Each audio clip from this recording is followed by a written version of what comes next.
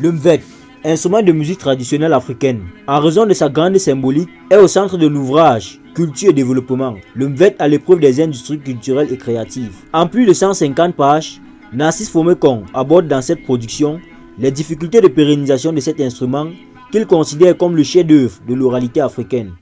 On a cette réticence à transmettre et du coup, les conteurs souvent décèdent sans initier de nouvelles personnes. On a observé que ces expressions culturelles, comme plusieurs d'ailleurs en Afrique, sont en train de disparaître.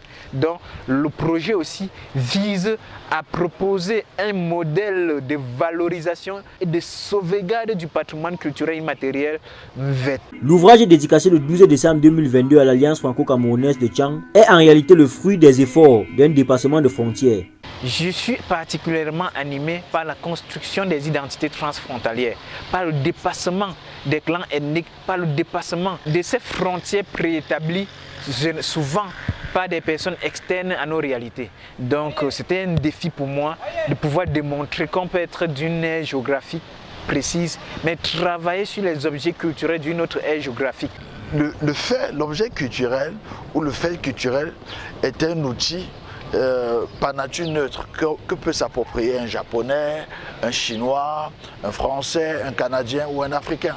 La recherche n'a pas d'ennemis, la recherche n'a pas de tribus, la recherche n'a pas de langue. Le mvet qui se réclame comme la propriété de plusieurs pays d'Afrique pourrait sans doute être une clé de voûte de l'identité africaine. Pour le cas du Cameroun, le mvet pourrait servir de référence en dehors du balafon comme outil de développement, comme outil culturel, comme outil d'éducation de la jeunesse camerounaise qui a besoin de repères. Le mérite revient donc à Narcisse Fomekong d'avoir contribué à sa façon à la réappropriation de ce symbole traditionnel africain.